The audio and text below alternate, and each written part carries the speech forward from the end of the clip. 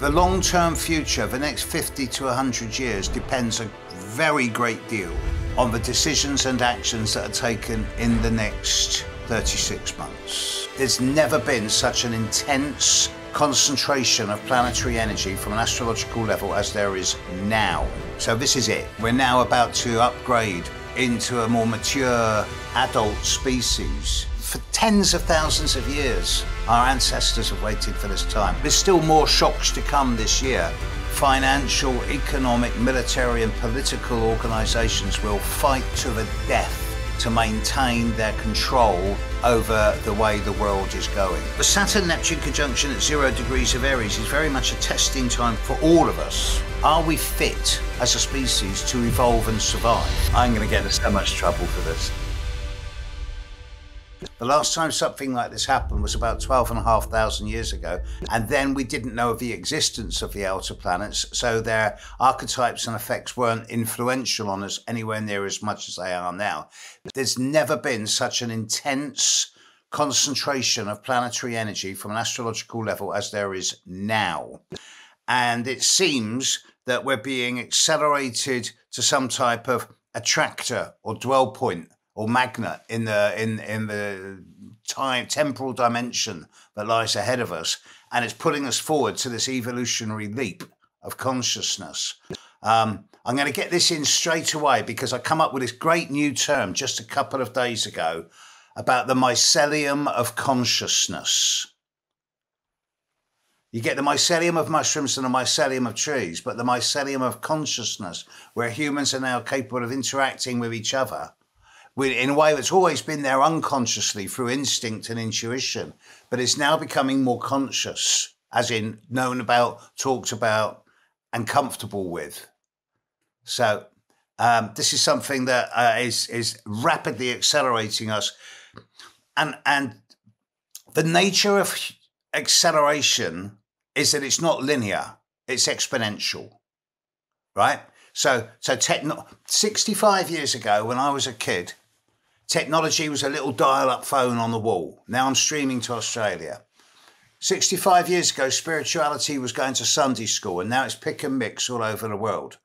And 65 years ago, there were 2.1 billion people on planet, and there's now 8.25. So all of this is going in an escalatory graph curve. And once the graph curve hits prime vertical, it'll either collapse in on itself and go back the other way, as perhaps has happened in our long distant forgotten past, or we exceed the graph. And by exceeding the graph, I suggest that we go into a more multidimensional world where we still retain our bodies, our identity, our individualities, but we also expand our capacity for empathy and compassion and intuition to the point where no one's going to be able to walk in a room harboring thoughts of violence or malice without everyone else going, ah, gotcha. Right? So this is just one example of what I see as the escalatory theory. But there's many more examples. Technological, spiritual, community-wise, we're on a roll. It's a great time to be alive. You also referenced that there's this 10 to the power of 10. Like you said, the population is kind of been growing rather rapidly, right? And that's 10 to the power of 10, which I think equates to about 10 billion or whatever. Correct. It doesn't even have to be people, right? A species either implodes or mutates. Well, there's a lady in Britain called Serena Roney Dougal who's been a practicing witch for a long time, but she's now a town councillor on Glastonbury Council, which is quite interesting. And she was the first person in the world to do a PhD on parapsychology. And she worked out that regardless of what life energy you're working with, whether it's atomic, molecular, bacterial, viral, cellular, or human and planetary, once a species reaches a certain number, and that number is 10 billion, it either mutates and evolves into multicellular organisms requiring less food, less space, more intelligence, or it dies of starvation. And she says that number is about 10 to the power of 10 billion, and humanity's currently at the 10 to the power of 9.8, 8.25 billion. So, you know, we're on our way. Do you have a bit of a forecast in your mind in terms of when you think we hit 10 to the 10? Well, I suggest we're going to hit 10 billion within the space of my lifetime, and I'm just about to turn 70. Current projection is around 2035. That's not too far away at all. That's not too far away at all. And there seems to be a really strong power grab going on in the world at the moment from what I call the dominator culture. The old men, basically, who are still expecting the world to be the way it's always been for the last 2,000 to 3,000 years in the future, and it's simply not going to be like that. So, but I wanted to ask about the consciousness mycelium. I do want to get into power structures and dynamics, but is this, when you're referring us to sort of popping into this on potentially on the other side of this 10 to the power of 10, when we've hit this, is this where the consciousness mycelium, the mycelium of consciousness that you're referring to, you're expecting to come online and potentially speak to some of the other... I do see it as a consciousness revolution where people are going to be able to intuitively and instinctively resonate with each other in a way that's going to lower the need for verbal communication when you're aligned with certain individuals. I know from my own experiments at conferences and seminars and workshops that if you put 10 people on a table and they all have the same moon sign, they don't really need to talk. They just naturally get on. They enjoy it. They have the same humor, enjoy the same food, the same music, the same movies, go for the same moods at the same time. When you put 10 random people there, it's all over the place. And I'm suggesting that this type of astrology-based tribe is a kind of foundation for what I call post-nation community. I think that the borders, part of the movement of what's happening in the next year and a half is that nation states are becoming less and less relevant, which is why they're hammering the idea of borders and fighting for land so much at the moment, because it's a last gasp attempt to maintain a kind of control that's been around for thousands of years that is no longer relevant. Yeah, I mean, we can see it. There's a lot of war breaking out all over the world at the moment. And I think in some places the narrative of war is traveling faster than the actual, war is actually happening on the ground level. And I think people are starting to really see into the futility of it, which is like, what are you guys really arguing over? I think it's becoming more and more, you get this sense that it's just, the pointlessness of it is really stark. Well, my God is bigger than your God. Go figure, it's all about power, greed, and ego at its core, unfortunately. Well, you have mentioned that is this also why you kind of point to the fact that the next wave of leadership is feminine? Like you can already see it in the stars, like you described, and maybe you can tell us what you see in the stars. But you've also described that if women were in power, there'd be way less war. What I'm suggesting is that there's never been a time in human history where we've been aware of the propulsion, if you like, of the outer planets in the sky as much as we are now. Pluto has never been in Aquarius before, whilst we've known of its existence. That in itself is a harbinger of the approaching Aquarian age, and I'm not going to burst into song about the age of Aquarius. But with Uranus moving into Gemini at the same time, and Uranus trining Pluto for 2 years, this hasn't happened before. The last time Uranus was trining Pluto was way, way, way back, outside the range of anyone who's alive today. There's no one alive today with Uranus trine Pluto in their horoscope. And so this is the very first time in many generations this has happened. And with Uranus in Gemini, which is going to really, Uranus being the planet of revolution and acceleration, in Gemini, the sign of communication and media, trining Pluto, the idea of transformation of community, it suggests to me we're heading into a technological leap at an accelerated rate, which has simply never happened before. Now, some of these ideas are pretty radical. When you look at the idea of the increasing climate chaos, and there's no point in beating around the bush, there is no way back from this. We're not going to be able to lower planetary temperatures. The argument isn't so much about whether this is human caused or not. That's almost irrelevant. It's happening and we can't reverse it. So if it carries on like this, we'll be extinct within 300 years. So what's the alternative? Now, I have grandchildren, so I want there to be a decent planet for them to grow up. And with the sudden surge of micro technology, whether it be nanotech, AI or whatever, just in the last 15 to 20 years, I'm suggesting that within another 20 years, we'll have some type of interface between software and the human genome. We already have genetically modified plants and genetically modified animals. And if it's a choice between genetically modified humans and extinction, then it's not much choice.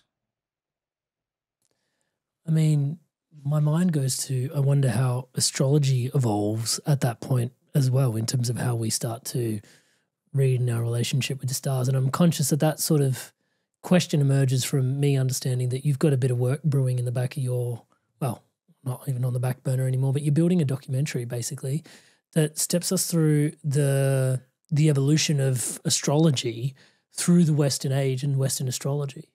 I mean, can I open up the floor there just for you to sort of guide us through a little bit around what's, yeah. One of the core questions is that where did astrology come from? And it's easy to explore the roots using the contemporary history that we know happened. We know that in the earliest of Western culture, in the Mesopotamian triangle, about 4000 BCE, the Sumerian culture, which is the precursor of Babylonian, Chaldean, Assyrian, they were using the stars to point to the time to crown the king. So it's been in use as far as recorded history goes. But I suggest it goes back to a time where a hominid got off its knuckles in the East African plains or the Western Australian desert and stood up for the first time at night and looked up and went, oh, wow, what's that? And then over the next few thousand years, they would have noticed that certain lights in the sky are moving against the backdrop of the sky. And being unable to explain that, they would have started making myth or legend, which is where the basis of astrology comes from. It's the interface between the heavens and the earth. So, and to derive meaning from this, and more recently, this, you know, a lot of people aren't aware of this, but just take, for example, the Babylonian culture. Their culture lasted 1,000 years.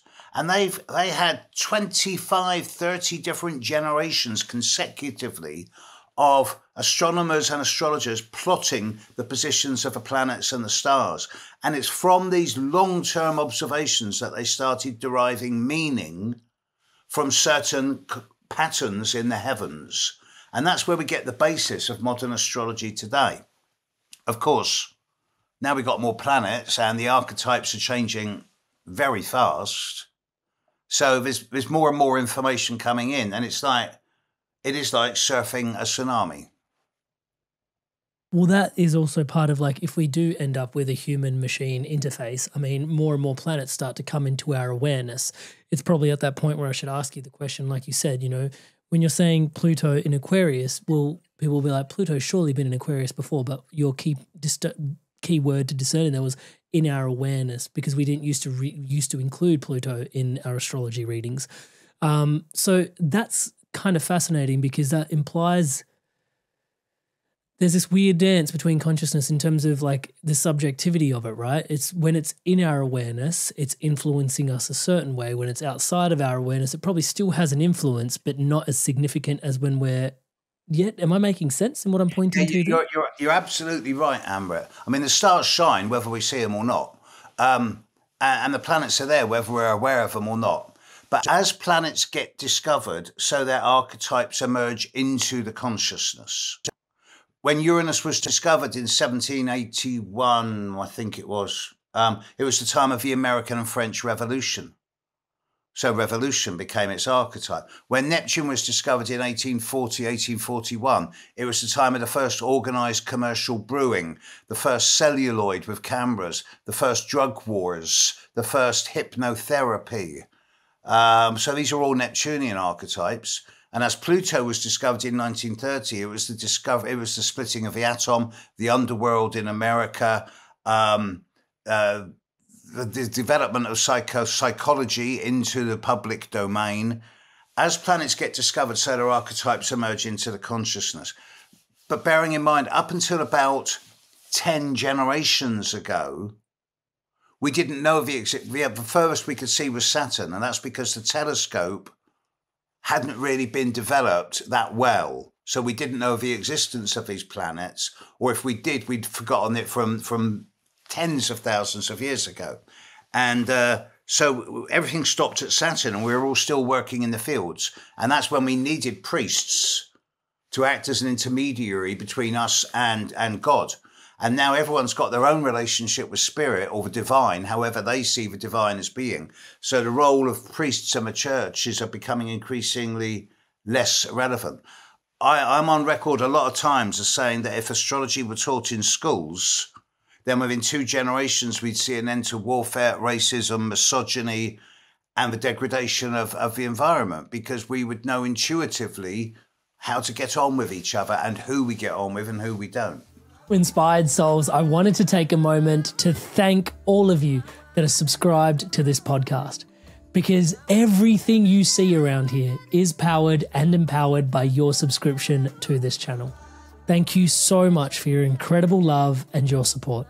Your subscription is what powers love, positivity, and wisdom like this around the planet.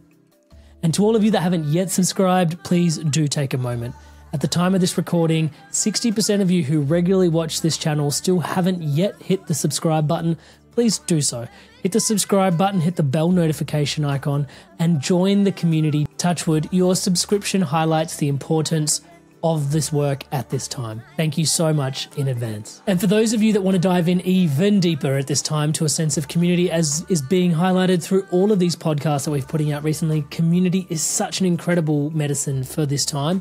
We created the Inspired Evolution Circle. So inspiredevolution.com/circle, you can join us. We gather together weekly in community gatherings, Zooms, meditations, intention settings, and once a month guests like Chris, Pam Gregory, Matthias De Stefano, Robert Edward Grant, coming on to share their insights and question and answers directly between the audience, such as yourself in the Inner Circle community, and the guests themselves. So you can join us at inspiredevolution.com/circle to deepen the community. I look forward to seeing you on the inside.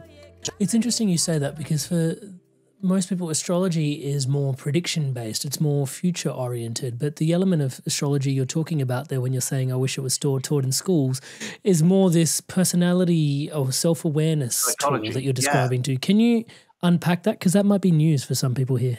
Well, yeah, because I actually disagree with you. I think that prediction, and it's not prediction, it's forecasting.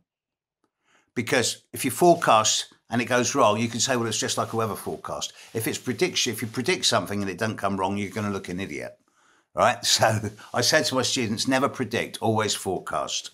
But that's the least of it. Astrology's main purpose is a tool for greater self-understanding. It gives an objective, detached and impersonal perspective on yourself and on the people you're dealing with.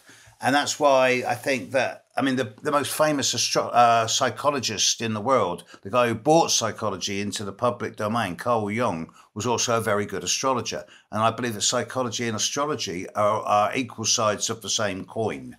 So it's all about knowing yourself. And then there's the other attributes, you know, putting your chart on a map with astrocartography, using your chart to find out who you're compatible with or who you're not. And then, yes, there is the forecasting, which it can be pretty accurate. The more accurate the birth time, the more accurate the forecast. Does it create division in some ways, though? Like people end up sort of saying, oh, I'm like this sign, I'm like that sign. I get along with this, I don't get along with that. Like, because I can hear that people would get along more implies a spiritual sort of awareness that it brings into them. That's another really, really good question, because if that were to be true, then words like fate and destiny would be predominant. Whereas I'm more of a free will astrologer. At the end of the day, the planets impel, they don't compel. So you always retain free will to make your own choice for yourself. But if you go along with what the planets are saying at any given time, your life normally works 20% better than if you go against them. There's this saying that I've come across through your work, which is use the planets, don't let them use you. Or I'm paraphrasing, so I'm probably butchering it. Exactly. Can you tell us what you mean by that? And can you give us an example where you've probably done this in your life? Let me give you an example. If someone who doesn't believe in astrology, I'm not doing that. That's rubbish. I'm not. How can that work? There's no science. It doesn't work. And then Mars lands on top of their sun. Mars in the sky passes over the position where the sun was when they were born, which happens every 2 years for about a week. Then either they're going to get frustrated, impatient, irritable, potentially even aggressive, and as a result, accident-prone, clumsy, with bumps, bangs, burns, bruises, broken bones. Or they're going to be aware of this and go, right, so I'm going to tackle that big project. I'm going to go and dig that big swimming pool in the garden. I'm going to do something which uses my energy so that it doesn't use me. So it's a conscious use of the energy. If the energy's always there, you use it or get used by it. And if you get used by it, normally you end up reacting instead of acting. So it's about understanding, having an awareness of the particular energetics of the time, and then sort of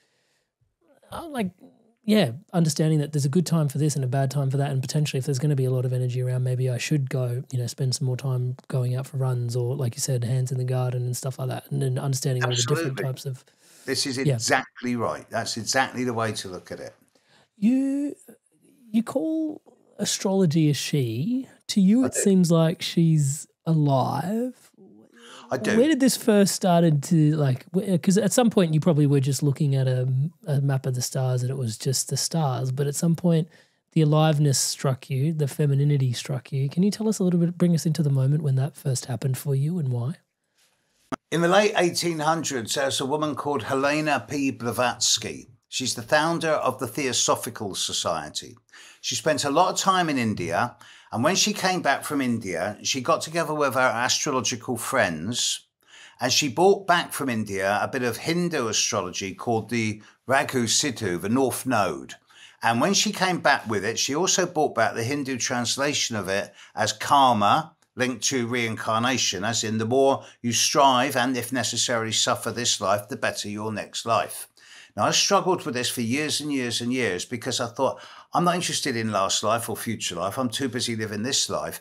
And besides that, this idea comes from a culture where 99% of people at the time only had their begging bowls. And so to me, it was just another form of religious guilt imposition. So I changed my ideas on it to say that instead of the point of karma, it's more the point of purpose and the reason why you volunteered to come to planet Earth in the first place, and it's your mission statement. And when I realized that you actually volunteered to come here, first of all, that made me realize that there's no such thing as death, just a transition of consciousness from one physical state to a more multidimensional state. And secondly, if there's no death, then there's life before birth and life after death. Then the purpose of astrology is not just as a mechanical construct. It has life force and valence. Therefore, I called it a she, because astrology, practice it long enough, you can't help become imbued with words like empathy, compassion, and kindness, unless you're a manipulative little shit who just wants to use astrology for personal power, in which case you don't normally last very long. So there is life force there, yes. Yeah. But this is my opinion. I don't expect everyone else to believe this. So how is the documentary coming along? I mean, what were some of the standout points that you found most difficult to sort of cross because there's not enough information? So many. I've been wanting to do this documentary for 25 years, but the circumstances only evolved late last year. And three of us, myself, the producer and the videographer, we went to about 8 or 9 different countries in 40 days, 27 airports, 30 flights in 40 days. It was bonkers. But at the young old age of 70, sorry. Yeah, well, sorry. No rest for the wicked is what, sorry. Some of the standout points was like when I was in Greece looking at Mount Olympus and Athens and the Greek way of looking at astrology, I realized that they were looking at the cosmos, they were looking at the big patterns, they were looking at galaxies, the cosmological perspective. Yet within 100 years, as the Greek Empire collapsed and the Roman Empire thrived, within 100 years that changed from a big cosmological perspective, as in what does all this mean, to a Roman perspective, which is when can I get laid? When can I become emperor? How can I make money? It was all about personal stuff. And that happened within 100, 150 years. That was one of the fascinating things. But also, when you look at it, you realize that this has been around far, far longer than most people realize. I've got pictures now of bone fragments which have got lunar calendars carved on them from 50,000 years ago. You know, the observation and the recording of patterns in the sky has been going on as long as humans have been alive. And that is astrology in another way.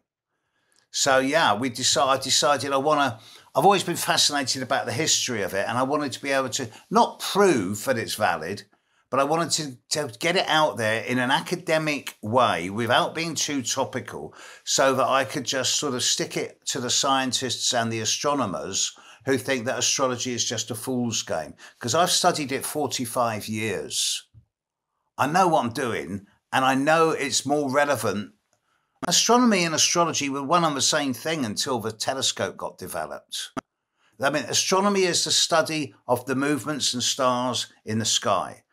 Astrology is the study of the effects of those movements. There's a commonality there. Oh, significantly so. Yeah, you can feel it. There is the overlay that astrology has. It has this deep relationship with myth, which is probably where the astronomy puts its sort of science lab coat on and sort of, looks down upon the myth at certain points in time. But I do think there's probably hopefully a reconciliation coming.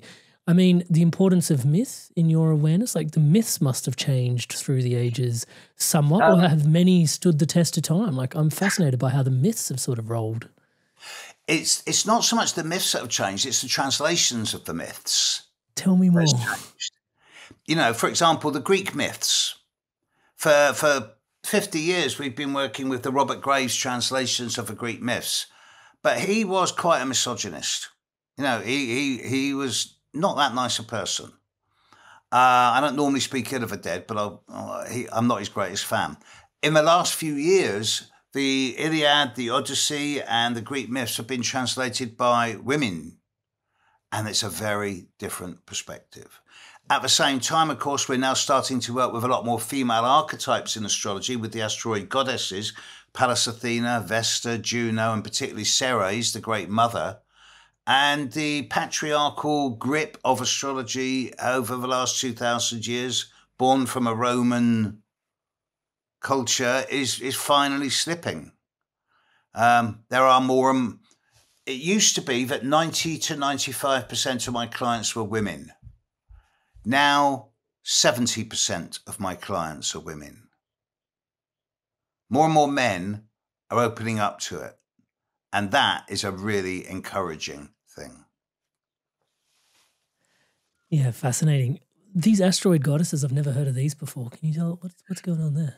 The ideas of the major asteroids acting as laser points in the horoscope.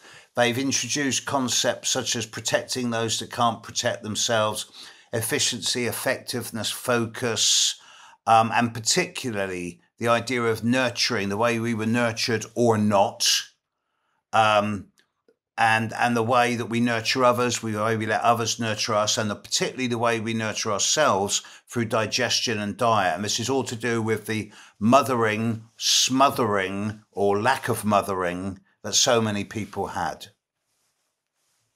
and still have. Yeah, wow. And so you've got this narrative that you're sort of working through with Western astrology. Why specifically Western? Is it? It implies that there's a difference between Western and Eastern astrology. Then Eastern has its own sort of thing going on. 35, 40 years ago, I became aware of Oriental astrology, Indian astrology, Vedic astrology. I also became aware that the South American and Central American cultures had their own relationship with the skies. And I just thought, this is too big for my tiny little brain, right? I am a Western astrologer. Let's stick with what I know. Now, since we started doing this documentary and since it started getting traction, certain people are starting to go, would you like some money? And I'm thinking, next episode, please. Season 2, yeah. But I'm an independent. I don't buy into the corporate machine. So, but it would be lovely to do a series 2 and a series 3 on Indian and Oriental and Mesoamerican form relationship with the sky. But the fundamental difference here is that with especially Indian astrology, it comes from a culture based on more fate and destiny, whereas Western astrology is more based around free will and self-determination. And I suspect that's to do with the cultural imposition of 2,000 years of political and governmental structures. Most people in India for most of their lives for most of generations, have had a very Spartan existence. And it's only in the last 1 or 2 generations that this is showing signs of weakening. Same in the West. The internet's been a great leveler. There's no one under 35 now who remembers a time before the internet. But us oldies, we all do. I used to have to draw all my charts by hand, and now I just press buttons. And that's why I say you're not an astrologer if you can't draw charts by hand. I did catch you saying that. The best way to become better is to actually do a lot of readings and also make sure you start drawing up some charts by hands. One of the other things I caught you saying was people don't actually find astrology.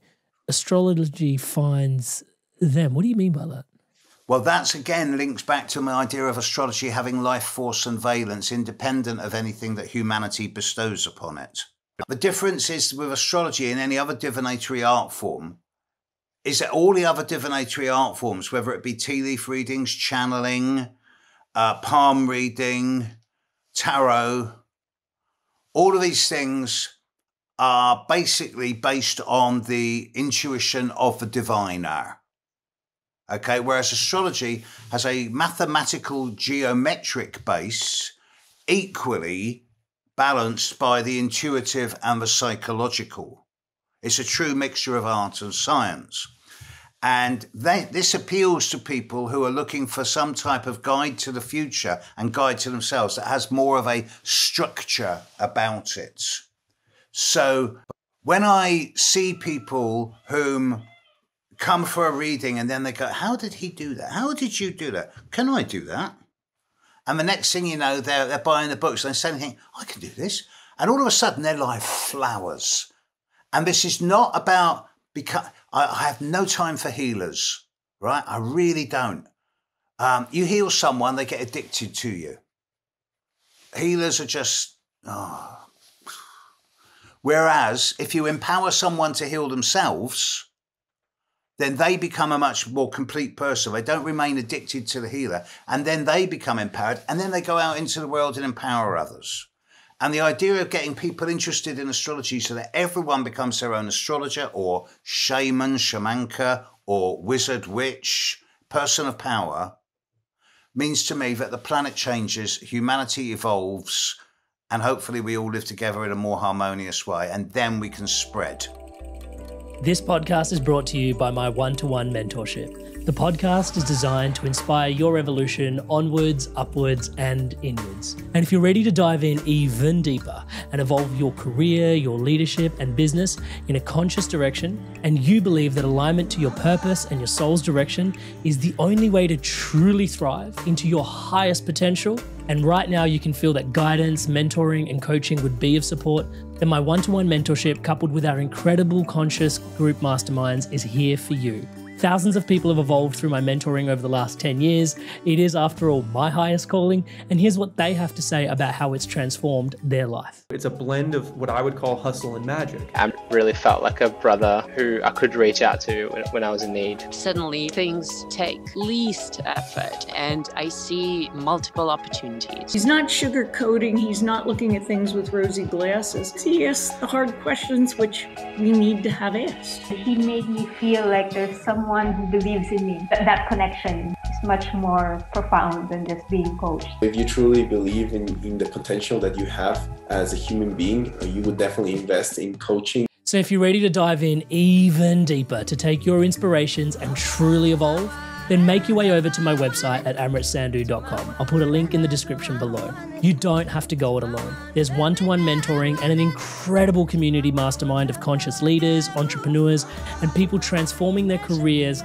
and business into full alignment with their soul's highest calling, creating a life that inspires them on the deepest level, living into their greatest impact. And as many of you know, connection is my highest value, so I'm looking forward to connecting with you. Use the button below, use the link below, amritsandu.com/call. That's AMRIT, Sandu, SANDHU.com/call. It's on screen for you now. And if you follow that link, you'll be able to book in a call directly with me. I'm looking forward to connecting with you. So go on, I'll see you there. The structure is something that I'm surprised we're in this conversation, we've made it this far without actually bringing up the term pattern recognition, because, one of the things that draws me the most to your approach is this, how you view the world. I think, as my background is that in engineering. And so the engineer, I see patterns in just about everything. And so, the way you approach it is all very pattern recognition based. Can you speak to the pattern recognition element? Because I think that's fundamental to the way you view it. Okay, so there's 2 or 3 different points here. Firstly, when I left home at 15, I joined the army. And I left the army at 20 under a cloud because they found me with a very long cigarette at a pop festival, which got me into big trouble. But that was like 50 years ago. But as soon as I come out of the army in the mid-1970s, someone introduced me to an ephemeris, which is a timetable of planetary placings. It's just like a bus timetable, but it's planets. And I looked down the numbers and I saw patterns. I'm good at pattern recognition.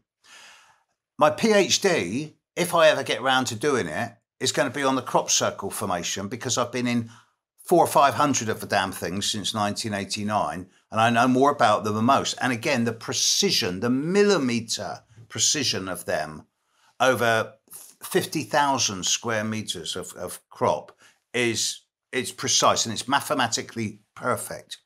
And then recently, the recent discoveries around the perfection of the orbital positions and the orbital ratios of the planets to each other, I can show that every planet in the sky makes a geometric pattern with each other to a degree of 99% plus accuracy. Just give you one example. Draw a circle, put a square around that circle, and then put a circle around that square. This is the simplest form of geometry. The first circle you draw is the orbit of Uranus. The second circle you draw is the orbit of Neptune. This is accurate to about 98.9%, which 1% difference over 1 billion miles is not a lot. We'll take it. We'll take it as a rounding error. Every planet works with each other and this suggests. And this is why I want to talk with AI about the future intelligence, because this suggests a more than human intelligent life force behind the position and the ratios and speed of a planet. Now, I'm not talking about aliens or ETs or God.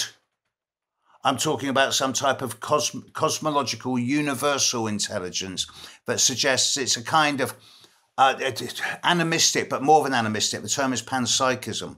It suggests that everything has some type of consciousness, whether it's a blade of grass, a rock, a planet, or a galaxy.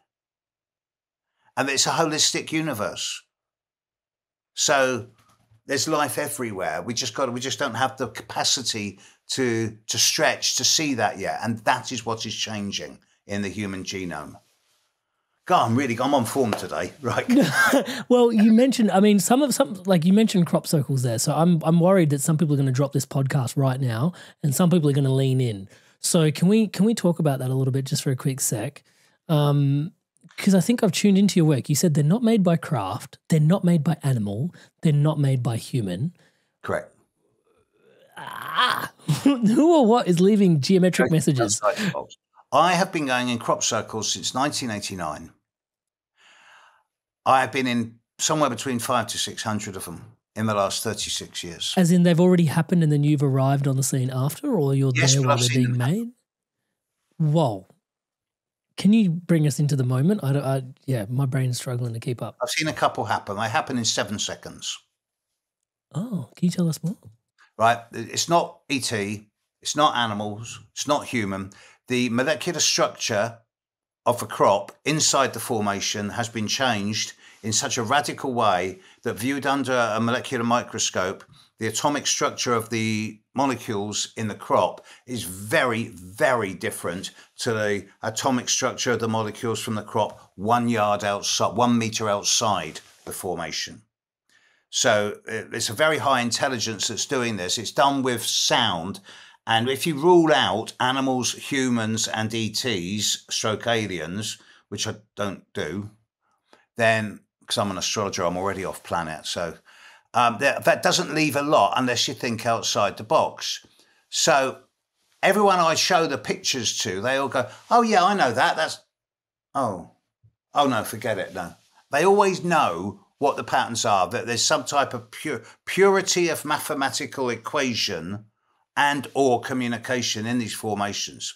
And I'm quite clear about this. The crop circle makers are indigenous to planet Earth. They just live in a different temporal dimension to us, just outside of our brain, of our capacity to recognize. We only use something like 25% of our brain consciously when we're awake. So the other 75% isn't active. It's more active when we're asleep than when we're awake. So just there, you've got the land of the fair folk. And just there, you've got goblin or troll or pixie. And just there, you've got crop circle maker. We live in a much more multi-dimensional planet than we've been led to believe. And the other species are getting a little bit hacked off with us because we're trashing their planet. So they're trying, because they're based in love, they're trying to upgrade our consciousness at an accelerated rate. And that's part of what the crop circle formations are about. My opinion, my ideas. I don't expect anyone else to believe this, but it's what I've observed in the last 35, 40 years. How has witnessing the geometric structures and shapes changed you? It's made me realise there's more to this planet than meets the eye. It has made me realise that basically we've been lied to, not deliberately or nastily, but out of ignorance. And that there's much more here than we were taught at schools or the newspapers or the government say. And yes, there are elements of what I call the dominator culture who are aware of this enhanced reality of different dimensions and of a potential future that we're heading into. But there is with them, there is a vested interest in keeping the majority of humanity dumbed down. So hence the appeasements of television and money and sex and social media. But, rise out and above this and keep asking questions, but stay beneath the radar screen so you don't attract unwelcome attention unless you get to be old like me, in which case you don't give a damn anymore. And answers start coming. So... Yes, I was going to say, you reminded me of a Jerry Seinfeld joke I heard a long time ago. He said there's a certain age at which point you back out of the driveway and you don't look anymore. Great fun. Yeah, I'll use that. Yeah. And I just it's just like, it doesn't matter at this point. I'm just like, Jerry, you can't say that out loud, but it's comedy, so you can, right? It's hilarious. Well, I have an evil twin brother, right? I have no siblings, but I have an alter ego who kind of just developed one night about 30 years ago. And now he does stand-up comedy based on astrology, especially to a bunch of drunks. And I love the idea of terrorizing people who you don't believe in that old rubbish, dear. And I go, right, I bet you're a Sagittarius. How do you know that? And I found brilliant ways of winding up people just by their sun sign. And it just makes people howl with laughter. And that's why my catchphrase on all my emails is negativity can't exist where there's humor. It's my tag. It's been like that forever. And it always will. Because no other species that's ever existed on this planet has the ability to laugh at itself, to recognize patterns in its behavior, or maybe a little bit there, but no other species can laugh at itself, and no other species has ever been able to anticipate futures. And that tells me that we're fundamentally different to any other species that's ever existed on this planet before. Therefore, we must be the result of some type of attractor or dwell point in the future that's putting us forward. Back to the evolution and escalation of evolution theory. You know, it's a big thing for me, as you can tell. It's really fascinating. I mean, you reminded me, I had a gentleman on the podcast a few weeks ago. His name's Adam Ellenboss. He's an astrologer too, and he was talking about when he got his kidney stones and he was lying in the bed. I think he was in a third world country at the time, worried about his kidney stones situation. But he was remember looking at the chart at the time and goes, "Oh, of course," and he couldn't help but laugh, even though he was in excruciating pain at the time. He couldn't help but laugh at the cosmic joke of the fact that he was going through what he was going through because he could literally see his stones in his chart. I mean, the humor piece is, yeah, I mean, these are a couple of things that were handed down to me from my father, Touchwood, which was humor and humility. He always said those will be your guides on the spiritual path, as long as you stay humble and as long as you have humor. And I can sort of hear in you the humility is like, well, the sacred geometry that you're looking at in the stars, the heavens, how it all came together. It's hard not to be humble. And then there's obviously that humor piece, quite profound. I do want to find out more about this attraction because you mentioned it a couple of times.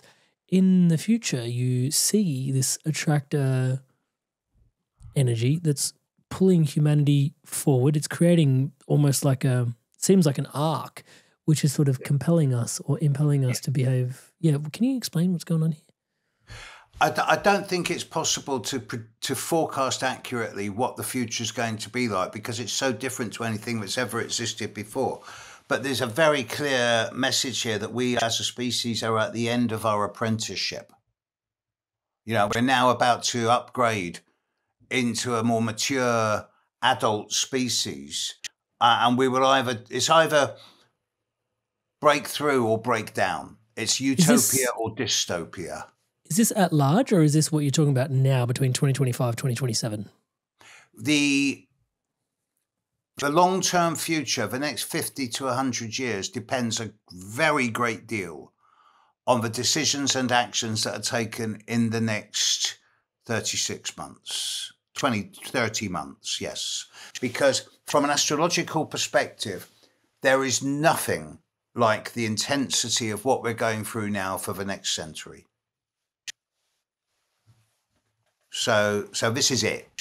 This is it. What makes you say that?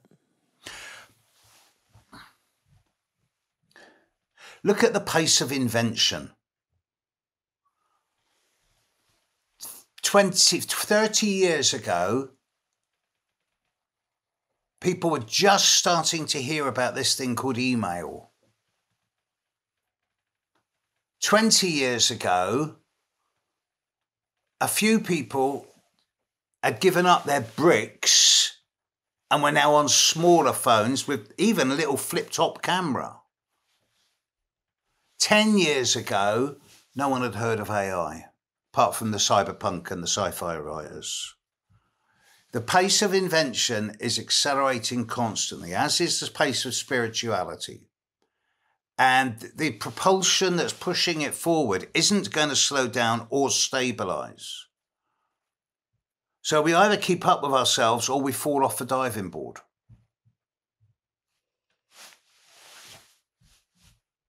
I want to just keep going and learning more until one day I just drop dead.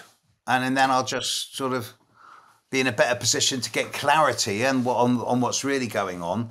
I wouldn't say I'm looking forward to my death, but my mortality doesn't scare me at all. I'm quite open to it, and I know that when the body dies, I'm going to go home, and there's going to be a big party waiting for me.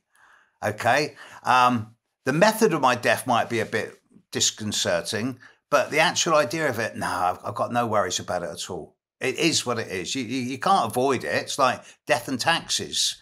That's the two great permanents in life. So you might as well embrace it. I know people who happily and willingly go to their death and have a great party, and it should be a celebration of a life rather than mourning and grieving. What a waste of energy. Have you always had that relationship with death, or is that something that's improved with your relationship with astrology? No, I've not always had that. I've never really worried about it until I got into my 50s and 60s. And then I realised, I'm well over halfway through my life now. Maybe I better start thinking about my health and what I want to do with the rest of my life. And of course, the older you get, the more mortality weighs on your shoulders. That's inevitable. So, but it's also, the astrology it's taught me that there's no such thing as death. As I say, you just transform consciousness, you just shift. And I'd like to just take a little step back, if I may, just for 1 minute, talking about how you said how you use the planets or the planets use you.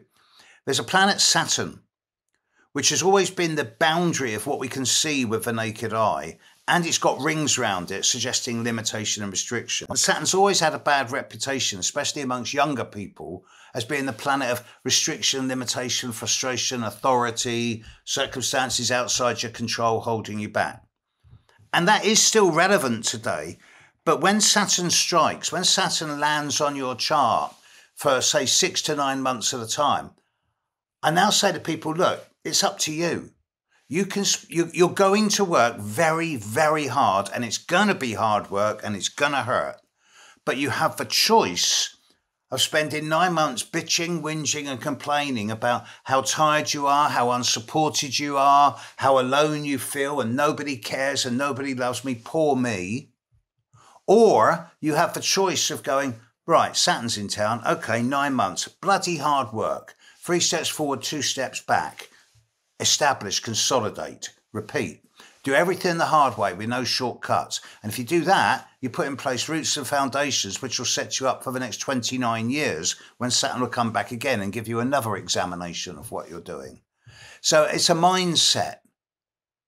You know, you can choose to be a victim, or you can choose to be a much more functional, effective human being. You'll like this. I differentiate more and more between human beings and humans being. It's semantics, but it denotes a conscious attitude where you take responsibility for yourself. I like the humans being is like you're more than just human, and you're yeah. Human beings just react. Humans being act. So it's semantics, but I love semantics. It makes a difference. It makes a difference because again, there's that. I'm not surprised the semantics matter because again, there's that the interpretation of what's going on with the stars, right? You mentioned training, and obviously Saturn known for tests. You mentioned earlier that there's this. We're going through this training phase for the next, like what we do in the next, potentially 36 months really dictates kind of how we pop out on the other side for the next 50 to 100. I mean, do you see there being some sort of, if we're going through a training phase, like some sort of final test, or am I being too literal here? I don't think there's going to be a final test as in for individuals. Perhaps as a species there will be. Are we fit as a species to evolve and survive? That's the question. Are we still caught up in greed and power, and my God is better than your God? Or are we fit to evolve as a one species, a global, a planetary community that can then stretch into different types of consciousness, whether it be through downloads or expanded realities or cosmological travel? We've always been insular as a planet until very recently. In the last 2-3 generations, we've sent out radio signals, television signals, spacecraft. It's like a single cell amoeba suddenly sending out signals to research for other amoeba so that it can mate and grow. I'm not convinced that this is such a good idea, because I'm pretty sure there's some challenging energy out there somewhere in the galaxies, in the universe. But there's also got to be a lot of positives as well. And at the end of the day, I always draw comfort from the fact that these opportunities wouldn't be happening for us at this time if we weren't able to use them. This is my criticism of the fear mongers. Don't use AI. It's going to destroy us. It's going to kill us. It's going to remove. It's going to take our autonomy. Yeah, they said that about the Y2K bug and about 5G and the internet. And they said that about television and automobiles when the cars was invented. And originally 50,000 years. Don't make fire. It's dangerous. If these things weren't meant to be used, they wouldn't be invented. Do we invent something and then say, no, we're not going to use that, it's too dangerous? That's never happened. Even with nuclear, we're still struggling with that. Personally, I think we should probably put all the nuclears in space and microwave the energy down to Earth. I don't know if the technology's there for that. But, you know, there's answers to everything. But while we're spending money on wars and upholding religious and political stances and profit and greed, then the majority of people will remain dumbed down and the future won't evolve. Greed is the single biggest challenge facing this planet at the moment, in my opinion. It does feel like the next 2 to 3 years, something is definitely going to change, but it also, feeling into your work, seems like it is calling upon us to do things radically different. What needs to be radically different? Greed, one of them. I think if viewed practically, let's take out the inspiring future babble. Let's deal with practicalities. I do have some ideas on this, and one of them particularly is so radical it's going to alienate everyone. But first of all, one global currency. That'll get rid of the stock markets, exchange rates overnight. One currency. Secondly, close all the churches, synagogues, mosques, and turn them into community centres. Not getting rid of God, you can still pray in your own home. And thirdly, I'd legalise all drugs. Because then within 2 years, we'd get rid of 50% of global crime. And we'd get rid of 10% of people who weren't strong enough to be able to say no. And I realise how cruel that sounds, and how many people whose lives have been blighted and affected by drugs, either to themselves or their children, how they will react to that. And believe me, I do have compassion and empathy here, because I've got a long history of that in people around me as well as myself. But there is no other solution. You're never going to win the war on drugs. So we need to wean ourselves off of them. And if that means losing those people with an addictive personality, so be it. I know this is radical, but we have to think of radical solutions in order for planetary evolution now. I heard a particular sort of makeup that you called out recently as well, which was like when Pluto is opposite a sun, you end up entering the cave of your soul. I mean, as soon as I heard you say that, I quickly had a look at my chart and I was like, what's going on here? What is it about that dynamic, about Pluto going opposite the sun? Maybe you can tell us a little bit more about the energy of the sun, a little bit more about Pluto, and what do you mean by the cave of the soul? This is one of the biggest bugbearers for the scientists and the astronomers. They go, Pluto, it's smaller than our moon and it's 4 billion miles away. How can it affect us? And I'm like, I've got 30,000 statistics and client recommendations that go, it absolutely does, right? And if I can explain this using quantum, but that would take half an hour. The negative side of Pluto deals with the obsessive and the extreme, the compulsive, the intense, the manipulative, coercive, subversive. The neutral side of it deals with detoxing, cleansing, purging, eliminating, and purifying. And the positive deals with transformation, regeneration, and rebirth. Phoenix rising from the ashes, the caterpillar into the butterfly. And in order for Pluto, he'll hit everybody in their life at least 2 or 3 times for a year at a time, and it will bring them into face-to-face confrontation with either external agency that will try and dominate, control, manipulate, disempower, or they will be forced into going into the caves at the bottom of their soul where they've always been scared of going because they've always thought there were monsters down there.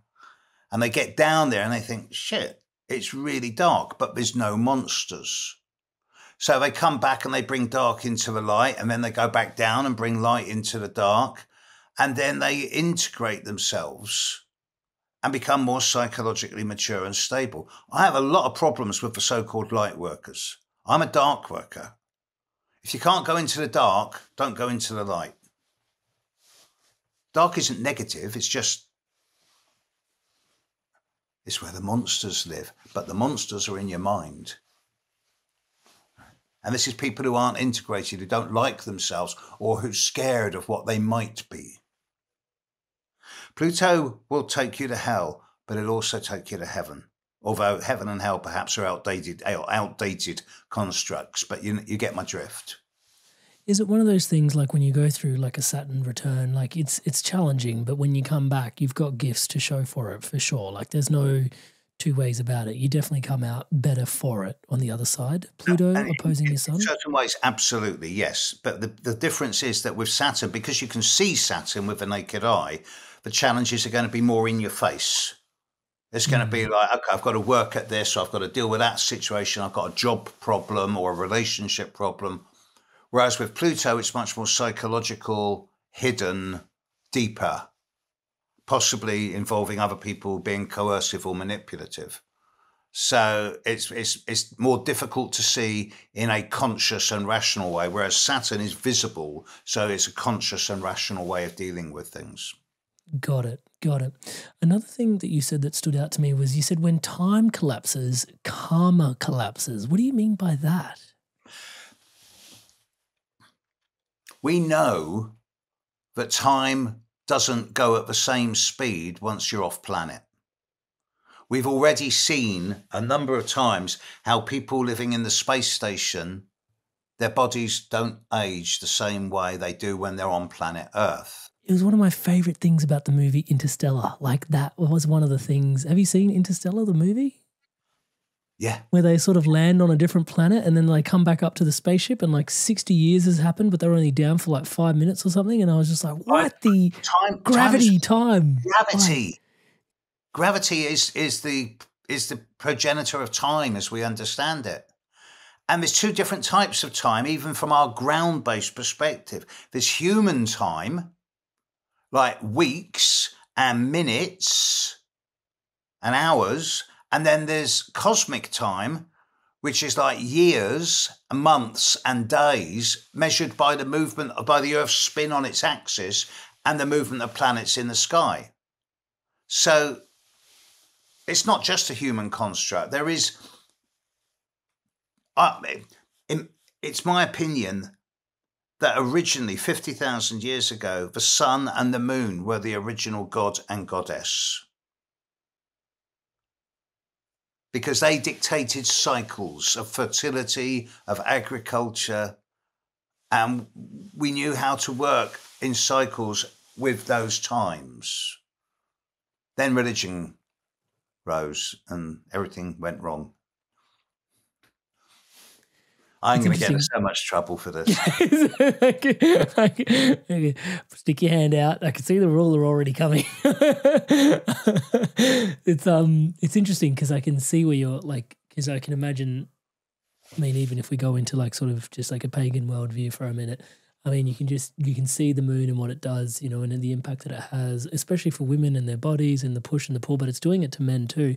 It's just more visible on women. And then, you know, you can see the sun and the seasons that it's creating, and it'd be hard not to worship it, you know, and kind of want its fortuitous blessings as it helps you literally feed your family, feed your community. Yeah. I wanted to ask, because there is this extremely significant thing that's happening at the moment, which is this Saturn-Neptune thing that's going on at 0 degrees of Aries. I mean, just given the time that we're recording this podcast, it'd be inappropriate for me to not ask you about it. Why is this initiation point so radical, and why is this? What's going on here in your opinion? Okay. Saturn conjuncts Neptune every 35, 36, 37 years, right? And there's a pattern here. I mean, the Marx Engels manifesto was written under a Saturn-Neptune conjunction or opposition. The Bolshevik Revolution, the Berlin Wall went up, the Berlin Wall came down. Whenever there's a Saturn-Neptune conjunction or opposition, there's big developments in the communist/socialist world, has been for hundreds of years. This is an established, well-recognized pattern. There was a Saturn-Neptune conjunction 35 years ago in Capricorn, and there was one before that in Libra. What's different about this one is that this is happening at 0 and 1 degree of Aries at the very start of the horoscope, the very first degree of Aries. That hasn't happened since 4,500 years ago, which was perhaps a particularly pivotal moment in human history, because that was as Mesopotamian empires were crumbling and we started seeing the development of the Minoan culture, the Proto-Egyptian culture, and the seafaring races of the Mediterranean were moving into land on Greece. This was happening around this time. But the Saturn-Neptune conjunction at 0 degrees of Aries is very much a testing time for for all of us. The negative side of this is that Neptune is going to dissolve boundaries. It's going to bring a lot of brain fog, confusion, fatigue, and a lot of old, long-held traditions and systems of organization are going to dissolve and collapse. The equally strong positive alternative is that Saturn is going to bring structure into the imagination and open up new ways of developing, whilst at the same time, Neptune is going to change Saturn's old, rigid boundaries from concrete and steel into rubber and elastic. And we're all going to learn to bend the rules instead of breaking them. Now, I prefer the positive side because I'm an optimist. A lot of more people will go, oh, the world's going to end. And I'm like, no, it's just history that's ending, not the world. You know, it's a new time, it's a new dawn. Yeah, I'm really excited by the whole thing. I've been waiting for this moment for 40 years, 50 years. So to me, this is the moment that we've been waiting for, not just in my lifetime, but for ever since our ancestors got together around a campfire in the jungle or the desert and went, well, what's all that about then? You know. So for tens of thousands of years, our ancestors have waited for this time. And I think we owe it to their spirit and the efforts of all of our progenitors and our ancestors to actually honor them and actually do something with this that makes all their efforts worthwhile. Or maybe I'm just making it all up and I'm just kidding myself to make me feel good. I have to weigh that possibility as well. I mean, it does feel like a very fascinating time to be here.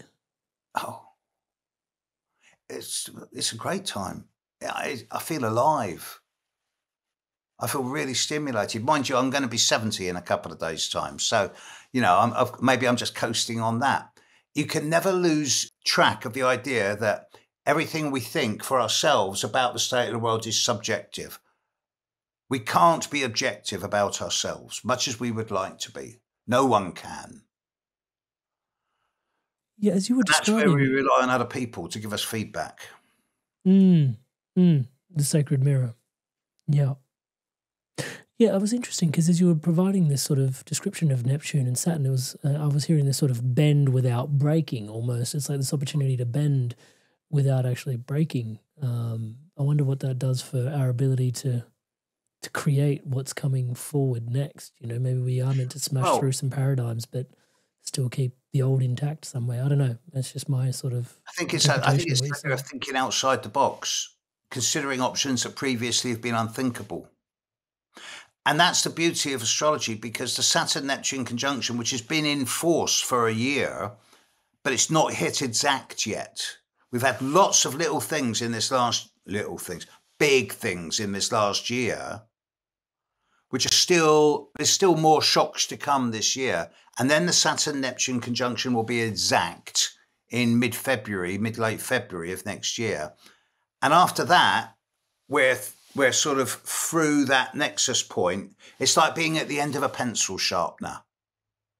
That fine point where it's a micromillimeter thick, and then you suddenly come out the other end and burst into glory. It's like a birth canal thing, I guess.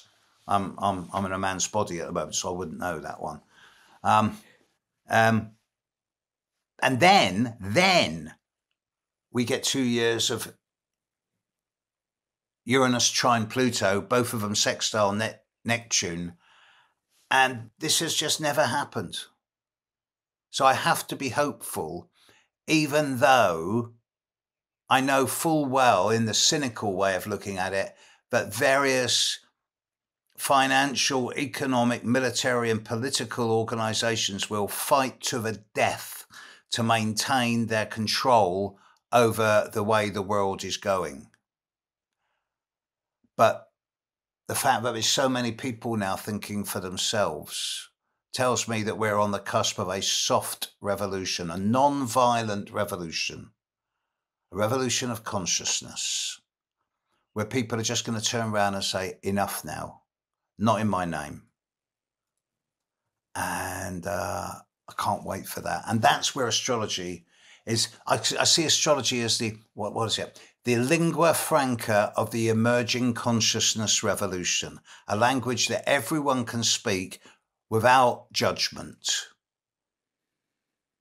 And that's just, it really turns me on.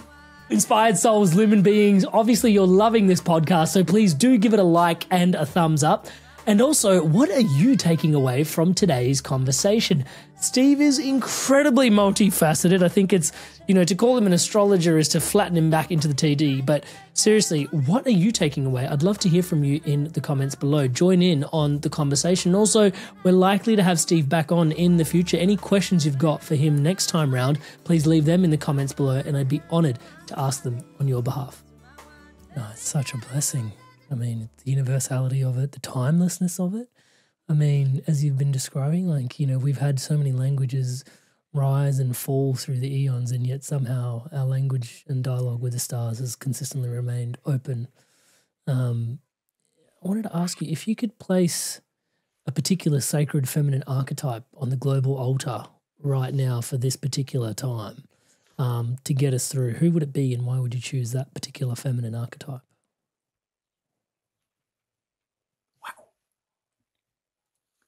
I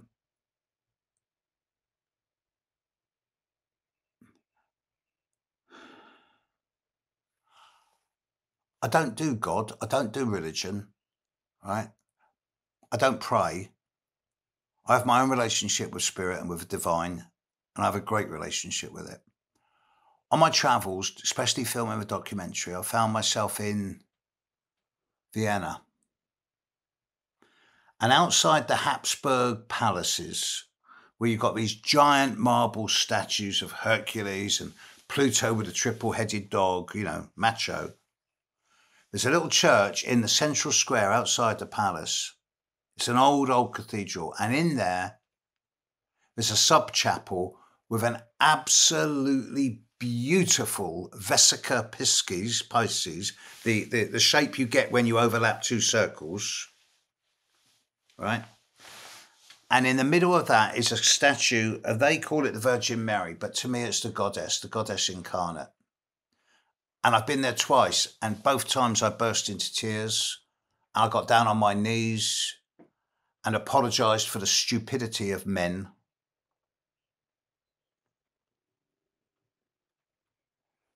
To me, the beauty of certain structures, geometric shapes, whether it be the stone circles from 5,000 years ago, some of the great architecture of the last 1,000 years, modern architecture that embraces perfect numeric patterns.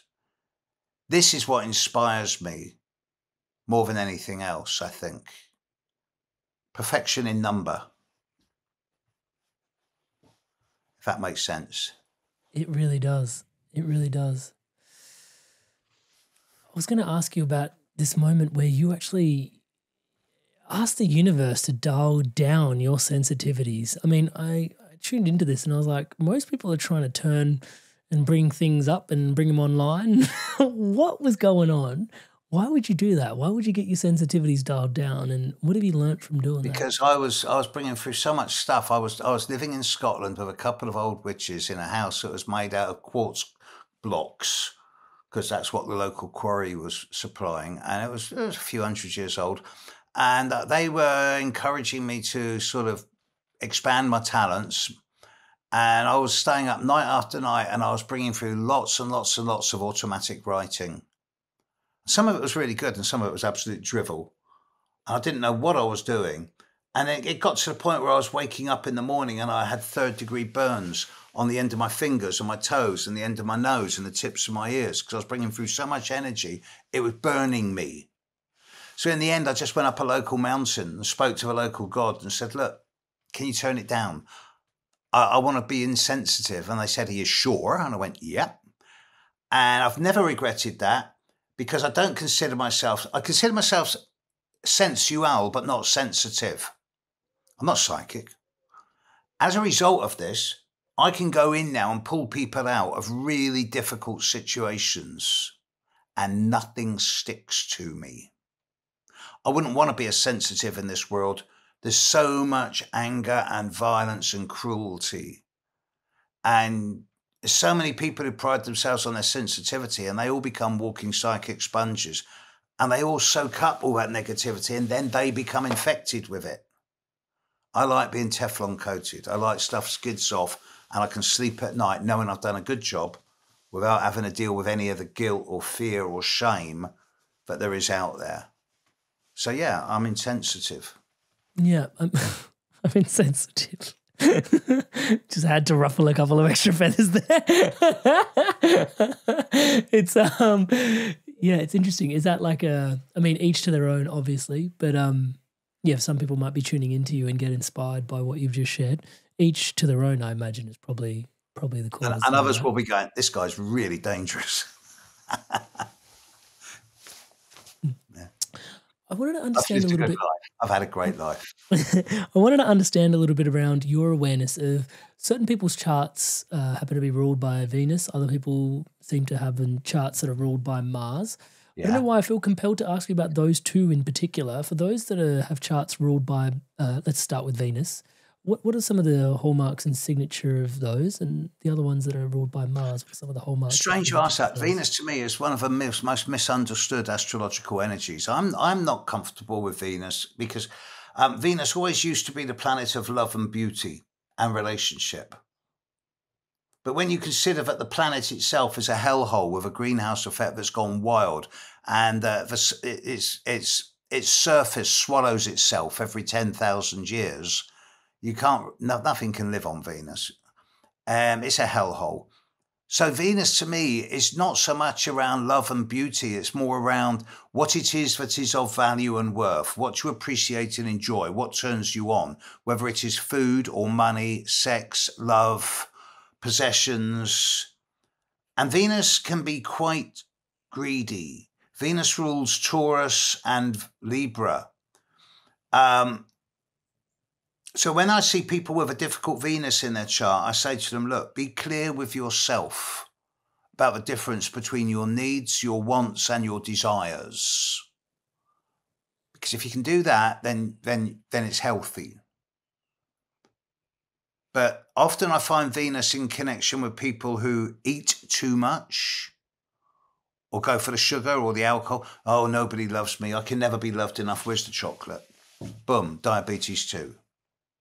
You know, so, and Venus has a lot to do with the kidneys and the fluid processing organs of the body.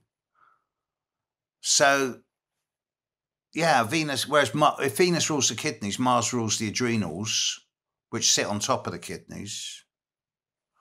So, all of this you pick up. The more you study astrology, the more you pick up. I do big workshops now on medical astrology, and I'm not a doctor by a long way, but there are certain patterns in the individual chart that denote the potential for physical maladies or illnesses, but they also show best ways to manage this before they manifest. That's interesting, because surely there are some collective energies and forces going on at particular moments in time. Do you see that showing up in sort of the medical astrology type sort of things? Are people like impacted by certain ailments collectively due to the energies of the time? Touch wood. In the 1600s, in the late 1500s, early 1600s, there was a guy called Nicholas Culpeper who wrote Culpeper's Herbal. He died young. But in his brief time on planet Earth, 35, 40 years, he survived 5 assassination attempts from a college of surgeons because he translated all the books on surgery from Latin into English. And he was the first person to give English reading people power over their own bodies. And he also, in his herbal, put every single herb available in Britain at the time with their astrological signature, which planet ruled them, when is the best astrological time to pick them, how to prepare them. And it is still the definitive work on astrology and herbalism and medicine. And most people will find that their grandmothers have got a copy of Culpeper's Herbal on the mantelpiece somewhere. So there's always been this usage of planetary lore with herbal lore and medicine.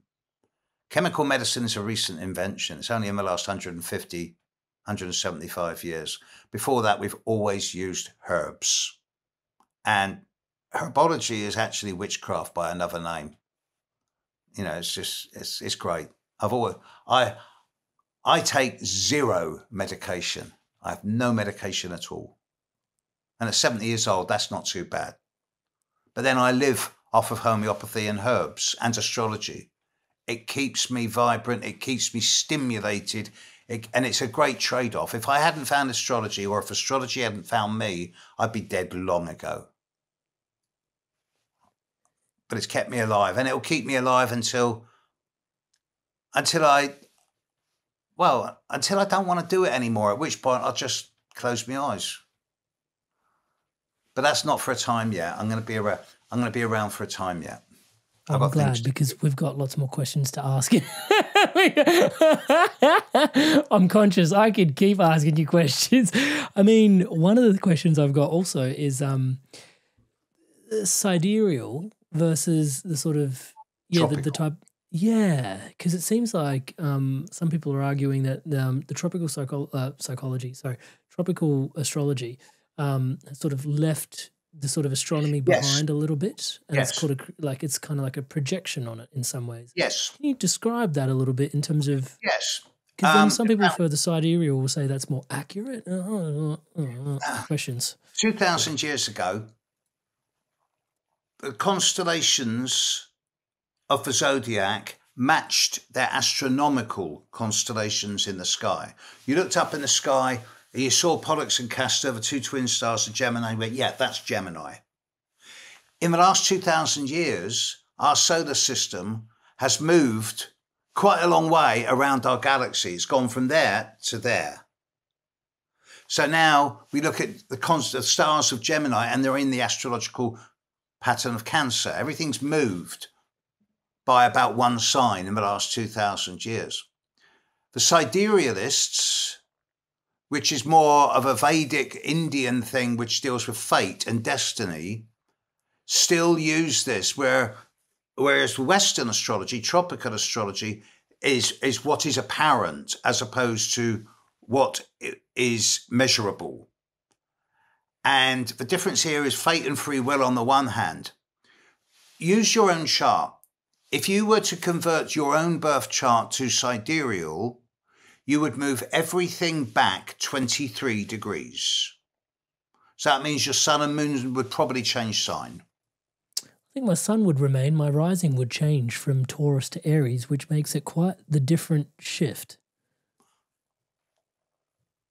Big time.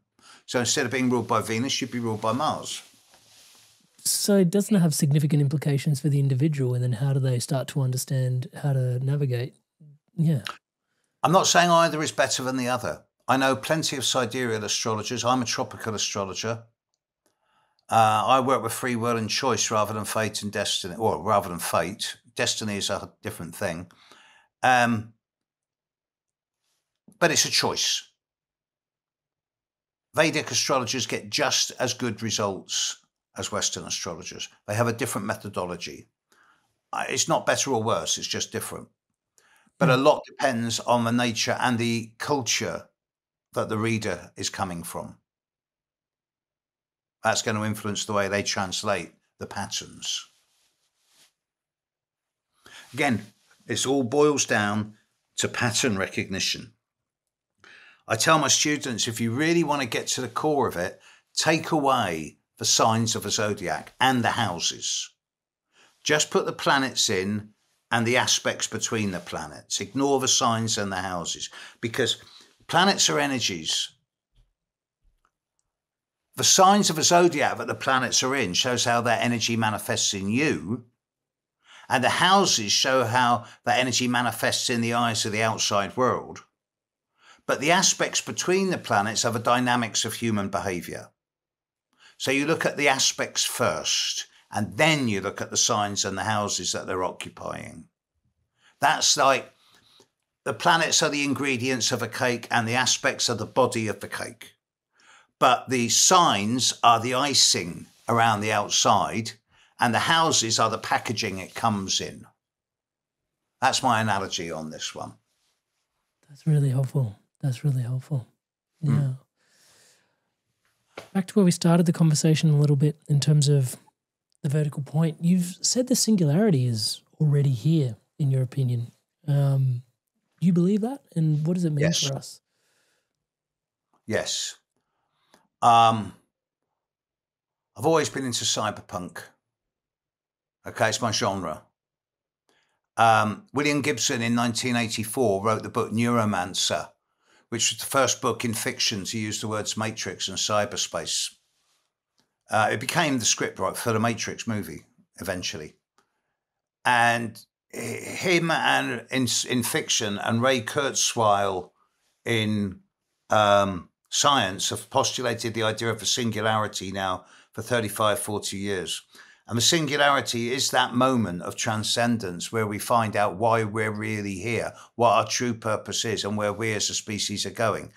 And I think that that acceleration of evolution that I refer to is the precursor to the singularity. And once we hit the singularity, we move into a vastly expanded conscious field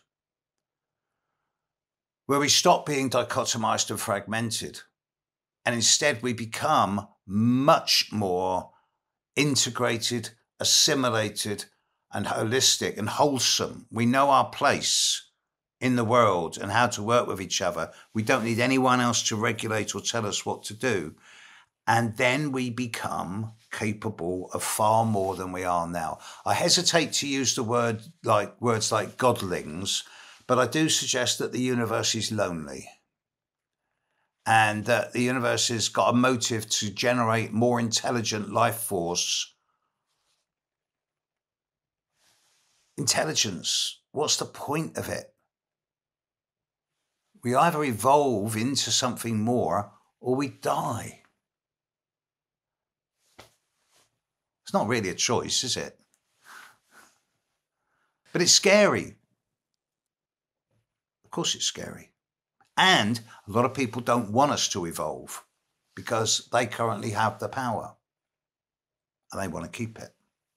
So yeah, they'll dumb us down. They'll burn the school books. They'll stop us reading certain doctrines, philosophies, theologies, ideas. And that's regardless whether we're talking America, Iran, Australia, the UK.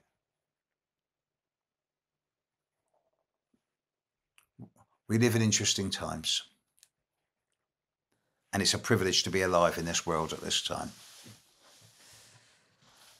Yeah, it's interesting. I was speaking to someone on the podcast recently and they went on to say that this likely is the time of revelation that was written in the books, and that actually before it was called Revelation, the book was actually called The Apocalypse, as this teacher was from the occult, and her lesson was actually that apocalypse just means thinning of the veil or parting of the veil or lifting of the veil. Yes, in many ways. It does. And so actually this concept of the final judgment, which, you know, collectively, and I think you'd appreciate this because obviously we share a love for the semantics, I guess, but the final judgment, you know, has this real collective in the zeitgeist, this doom, like it's judgment. That's just some supreme being that's making the judgment. Right. And her presentation was actually it might be the time where humanity finally transcends judgment. It might be the final judgment. Like it. In a similar phrase, the Greek word eschaton is about the end of not the end of the world, but the end of time, the end of history.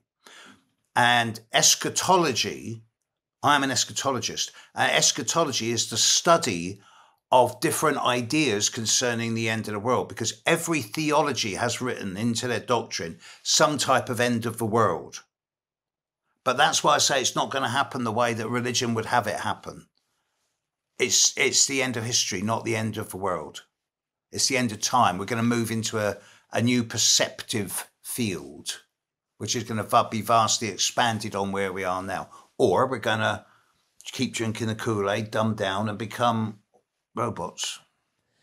It's interesting because you mentioned, is that the eschatology before you were talking about that as well when you were referencing Terrence McKenna, and we didn't really get an opportunity to double click on that point in terms of how he saw that human beings sort of the theory of evolution that he had as well. McKenna introduced me to the ideas of eschatology. Can you tell us a little bit more about that, please? That was through his work with a band called The Shaman from the early 90s. They were perhaps the first band that took me out of rave and into trance, because trance has always been my genre. Well, I was 8 when the Beatles had their first #1. Okay, so I've seen it from the Beatles to where we are now. So I'm one of the lucky ones. I've seen it all. Yeah, McKenna and The Shaman were big influences on the way I saw the world changing. And yeah, some of McKenna's ideas were wild. I just did a talk at the weekend to a pagan group in the west of England where we talked about McKenna was into his psychotropics and he would ingest a lot of mushrooms. And during his travels in the mushroom world, he talked with what he called the mushroom logos. And the mushroom logos said to McKenna, look, there's no fossilized fungus on Earth older than 40,000 years. 40,000 years ago, mushrooms didn't exist here. Low-level fungus did, but not mushrooms. We traveled the galaxy as spores in intergalactic space at minus 180 degrees. And then we find a nice planet where we can grow. And that's what happened here. But then the mushroom logos turned around and McKenna said, but then the local monkeys got out of control.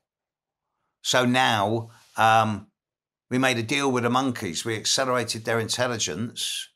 And in return, they'll take us back into intergalactic space. Now, that's just fantasy, probably. But it's just an interesting another way of seeing where it all started and how it evolved. The brilliance of Terrence and the struggle simultaneously that I have with Terrence is that everything is just so perfectly Terrence. Yes.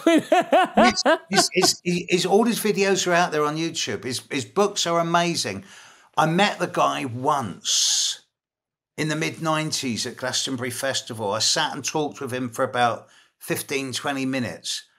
And it's one of the most extraordinary experiences I've ever had in my life.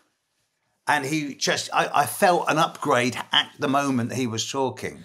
Oh, I bet. I reckon I've blasphemed just by saying what I just said. I mean, I don't deny. Incredible. But we all have our challenges. Yeah, So. it's all part of being human. And I think, I think that's probably a very beautiful way to round out today's conversation, because I mean, we've traveled the cosmos and brought ourselves back, but ultimately, there is so much of us that is human. And I think, like you said, it can forecast where we're going, but it really can teach us who we are. And like you said, an opportunity to learn this in schools would be phenomenal. But I think there's an opportunity right here for me to extend my gratitude to you for coming on and sharing yourself so abundantly here today, Steve. The ground we covered I'm in awe of, but also just the generosity that you have of your spirit and insight. And you can just tell, you've been doing this work for so many years, and just the enthusiasm you continue to carry and the humor around it as well. And if anybody needs a good laugh, there's a couple of videos with Rick and Steve, Rick Levine, who we've had on the podcast, and Steve together. They never cease to give me the giggles. So, I mean, all that to say, Steve, thank you so much for your time here today, but also thank you so much for your life's work, man. And this astrology is kind of like a love letter to the future. All right? And the one thing that it's got going for it is humor. The last thing I would say is, yes, I know my catchphrase is negativity can't exist with this humor, but humor brings joy into our life, and we have the choice. And seeing as we've got the ability to laugh at ourselves, why not use it? Stop taking yourself so seriously, folks. Find the joy in life. You blew me away when you said that you used to see laughing at death as madness, touch wood, but now you see it as a form of higher intelligence. Well, I think I'm a little, I wouldn't describe myself as normal. I'm not abnormal, but I laugh a lot. And if that makes me irreverent or even crazy in other people's eyes, well, they're responsible for their perception. There's one planet, but there's 8 billion different worlds. We all see things different. And it's their choice, but I like my world. And I think a lot of other people do as well. That's why I say hello world all the time. And that's a thing. That's just taken off. All of a sudden, people are getting mugs and T-shirts with hello world written on it. And I'm like, what? How did that happen? You have to laugh. Hello world from Steve Judd, and thank you so much again, brother, for doing this with us today. My absolute pleasure. Thank you. I love working with you, and I hope we work again at some stage in the future. Oh, you bet your bottom dollar. It's written in the stars. I can't wait. Cool. Yo! Inspired souls, living beings, you've made it through to the end of another incredible episode. Steve Judd, my goodness, what an incredible treasure trove of information, and just the heart with which he shares it, incredibly valuable. Such a blessing, touchwood, to have certain elders in the community come on and share themselves with such abundance. You obviously really like this video, you're watching it all the way to the end. Please do support this particular video by giving it a like and a thumbs up. And on that note, I have to thank all of you that are subscribed to this channel. Seriously, everything you see around here is powered and empowered by your subscription to this channel. Thank you so much for your incredible love and support, and powering the movement, championing love, positivity, and wisdom like this around the planet through conscious media. Thank you so much for your subscription. To all of you that haven't yet subscribed, at the time of this recording, 60% of our regular viewers haven't actually hit subscribe on that button yet. Please do take a moment. Hit that subscribe button, hit the bell notification icon. Like I said, episodes like this coming out twice a week. It only takes a moment, and it helps so much with the movement that we're trying to create. together. And to continue your inspired evolution journey onwards, upwards, and inwards, episodes on screen now for you to dive in even deeper. Rick Levine, Steve Judd's brilliant mate, who came on the podcast recently. Also episodes with Pam Gregory. And if you're into Vedic astrology, Joni Patry. I'll see you in the next one.